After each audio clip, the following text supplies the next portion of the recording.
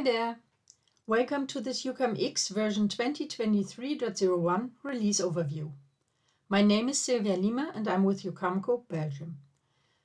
In this video, I would like to take you on a tour through the new features and enhancement of this release. The UcamX release overview you can find on our homepage will work as my tour guide.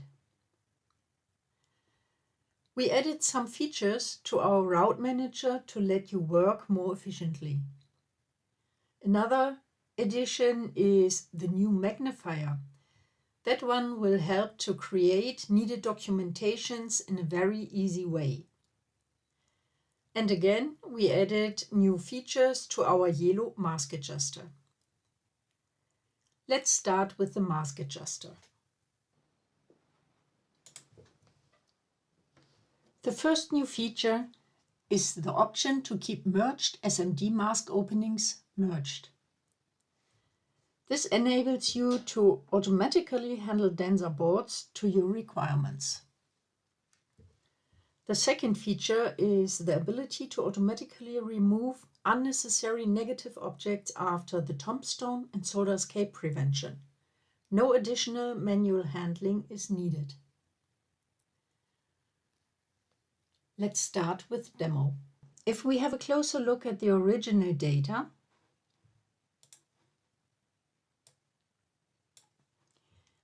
we see that some of the mask openings are merged down here, while others showing a solder web between the SMD pads here. The definition of how that is handled is in YELO Mask Adjuster's General Settings tab.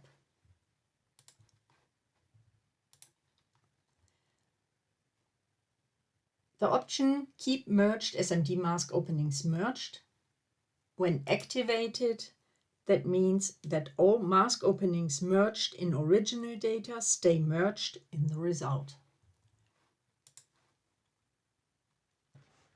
To have a closer look at the result, I will place the original mask in blue on top of the result we have. And if I'm looking up the area where we had a solder web before, we now have solder webs. And if I go to the area where it was a merged opening, we see it still is a merged opening.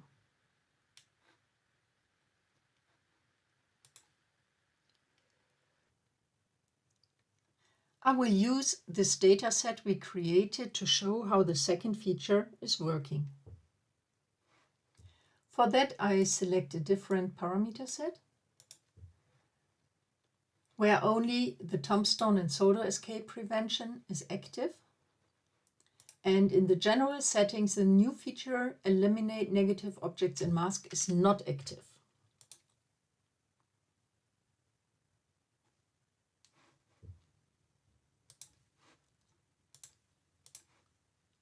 As you can see in the mask now, if I select every reverse object, we have a lot of them, 14,000, in this layer, and wherever we look, it is something like the reduced mask opening wherever a trace is getting connected with a pad.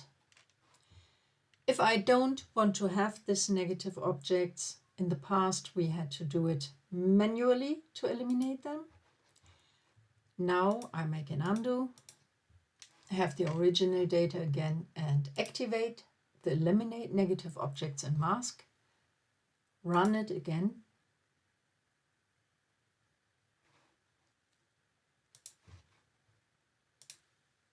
and in the end I don't have any reverse objects in the data.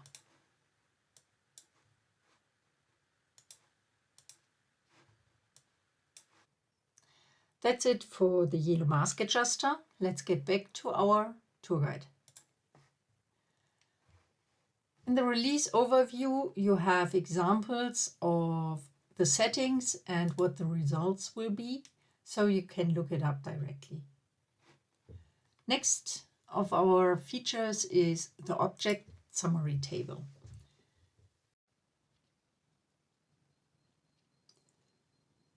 This feature gives a fast overview of existing objects on the layer sorted by aperture type and size. This is the easiest and fastest way to know what the smallest pad and track size on the layer is. As this is easier shown than explained, I switch to the live demo. In the dataset I activated the top layer with plane 1, it's the BS, and I directly can see we have a lot of different object types, sizes in the aperture list. To find out what is the smallest trace or the smallest pad, in the past I had to use some DRC checks or other features to get to that information. We now have a very easy way to go view object summary table, and directly you will get the information, which layer the information is taken off. So the BS, it's in plane 1.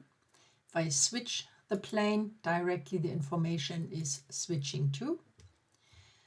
For now I have my tabs split up in draws, flashes, arcs, vector texts and regions.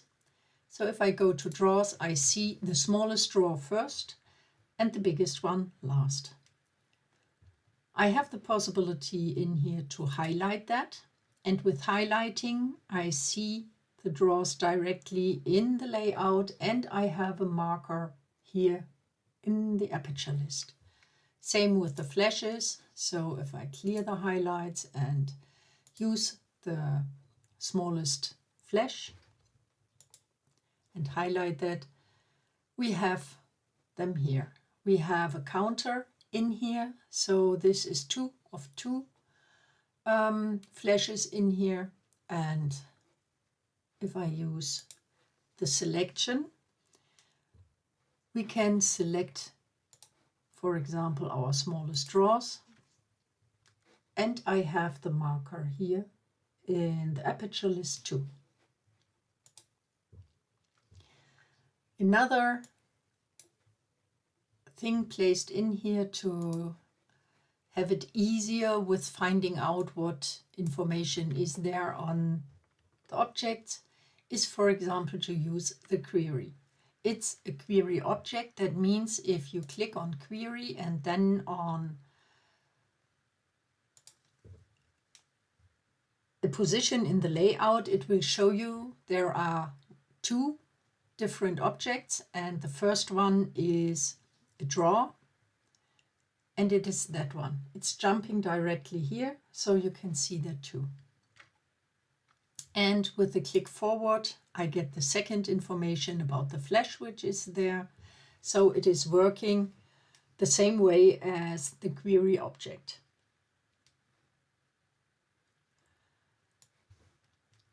I think that's enough for this, so we go back to our tour guide.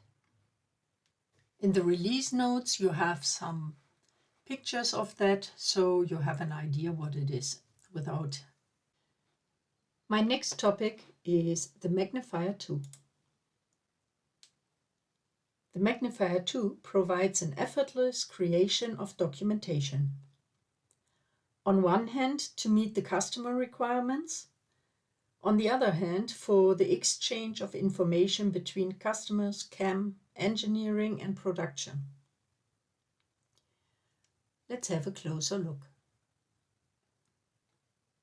To create documentation, we now have the Magnifier II, and you find it in View, Magnifier, or you place it more conveniently on a toolbar icon and use that one.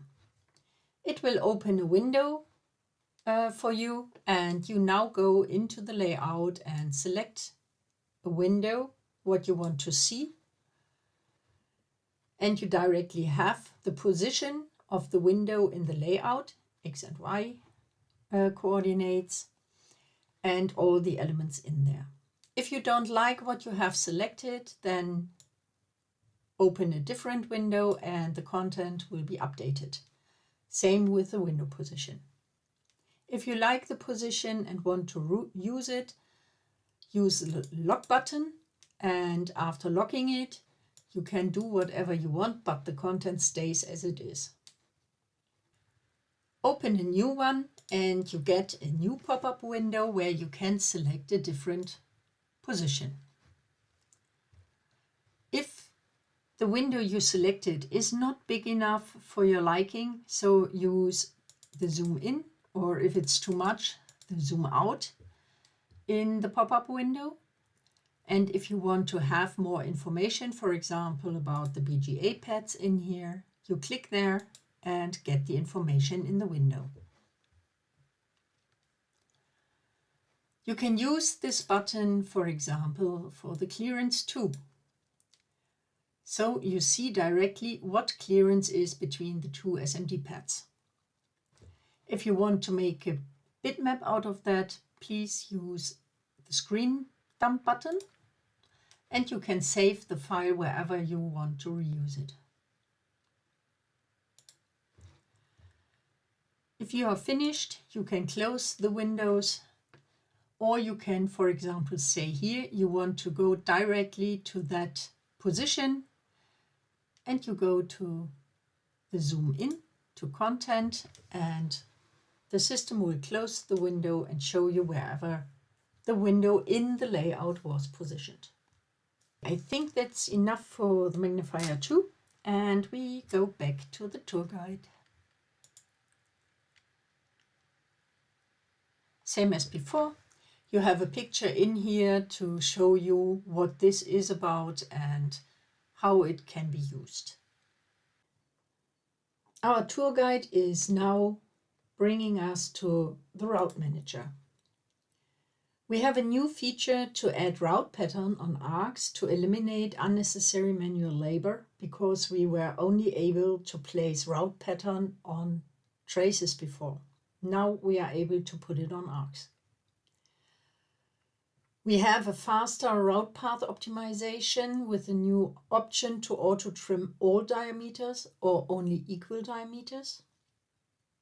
And we prevent useless tool changes with the improved route group order based on the aperture. We avoid unreadable information with the UcamDB key to control the font size of the group numbers. I will show the UcamDB key later. And we have a more efficient workflow with modification of corners on selections.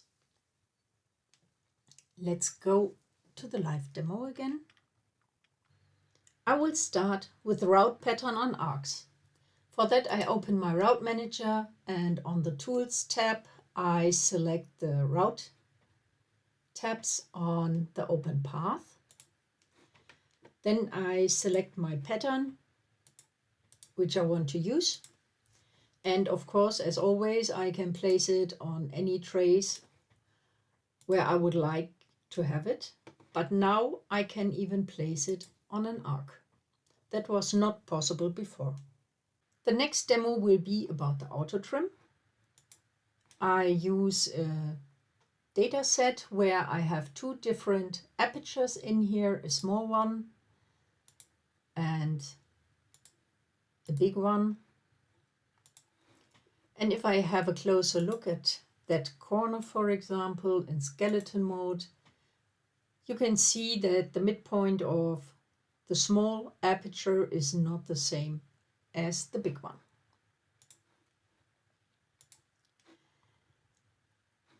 Oh, we stay zoomed so we can see it better maybe. I open the Rout Manager Tools tab and select the Auto Trim. And here we have the new toggle. Use same diameter or don't.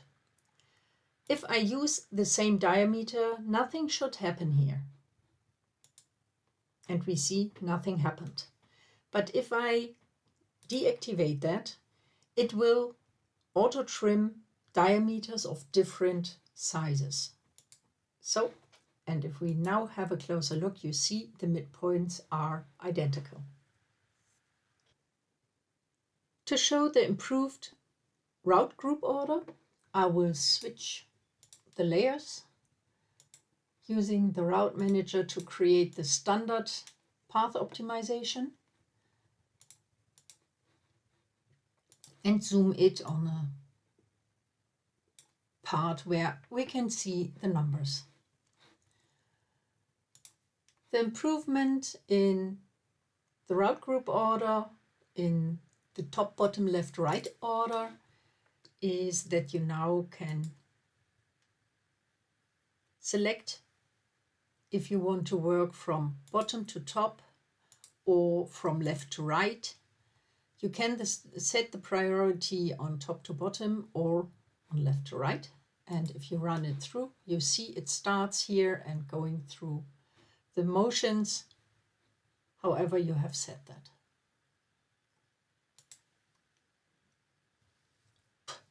To control the font size of the group numbers, I will use a different layer. So we have data with quite small route objects on it. And if I go to the route optimization path, we can directly see that this is not readable. We invented a new key, and the key is route path dot text size.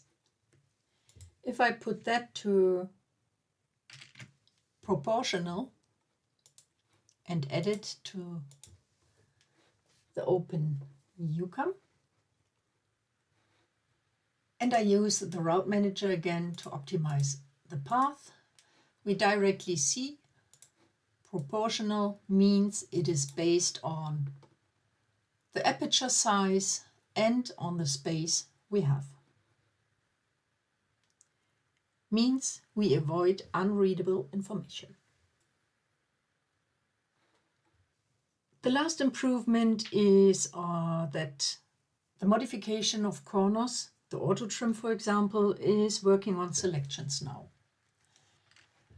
That means if on this data set, for example, at that corner, there are two overlapping but not really connected route lines. In the past, if you would use the auto trim and let it run through, doesn't matter if you have selections or not, it will always do it everywhere. Now you have the possibility to select parts of it and go to the auto trim, and it will respect the selections.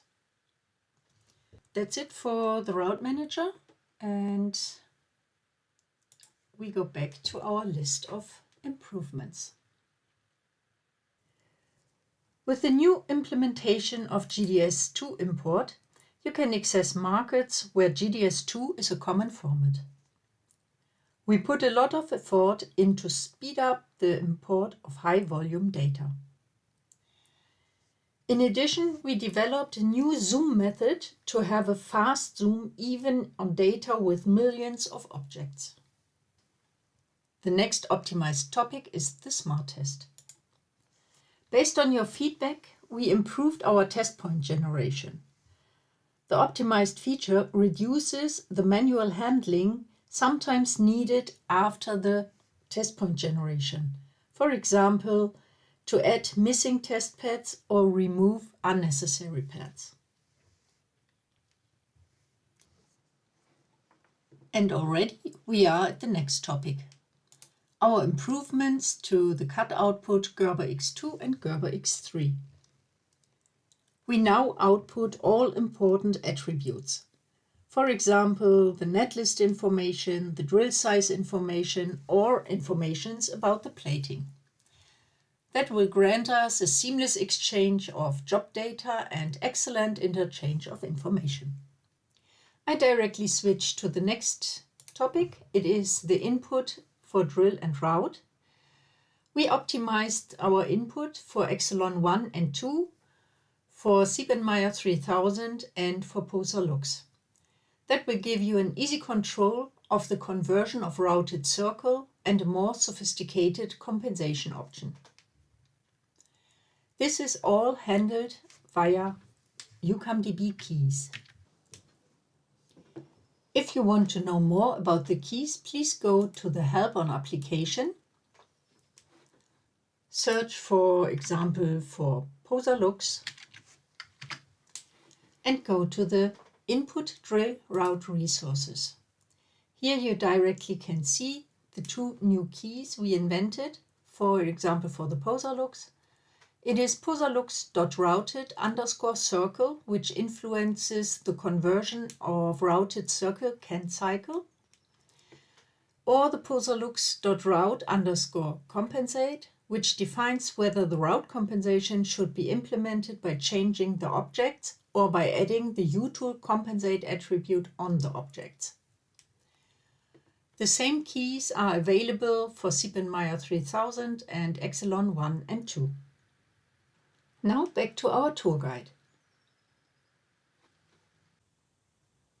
The last highlight of this release is the new feature to check whether the UcamX software used is up to date to let you get all benefits the software offers and to stay at the cutting edge of technology. It is using the license file to verify. Let me show where you can find it.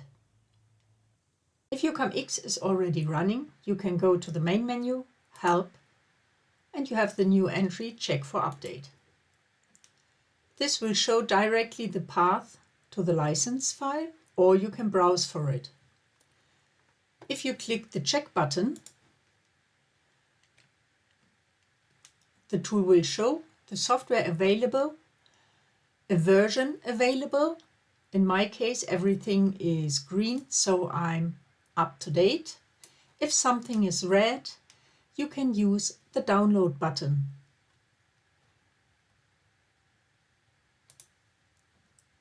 If UcamX is not running, you don't need to start it. You can go to your installation folder for UcamX. So in my case, it's C UcamX, and you should have a subfolder Tools. In this Tools folder, you have a new entry uversionchecker.exe. If you run that, the same tool is opening. It shows you the license file, or you can browse for it. You have the check button, and the same information is given to you. Now back to our tour guide. We are already at the end of our tour through the new features and developments of UcamX version 2023.01. UcamX comes with a host of fixes for issues you have cared to report. Please keep on doing so. Your feedback is highly appreciated. Thank you. We list major issues as soon as they are detected in the file Open Issues, datecode.txt in the version folder of the FTP site. Please monitor this to avoid potential production problems. We recommend to install this update at your earliest convenience. The installer can be downloaded from the UcamX FTP download server. We recommend to use an FTP client as most browsers do not support FTP. For questions, please contact our local business partner or the UcamX help desk. We thank you for choosing UcamX. At the end of our tour guide, our release overview, you will find the link to our YouTube channel where you can restart this video again or have a look at every video which interests you. Thanks a lot for your attention. Bye.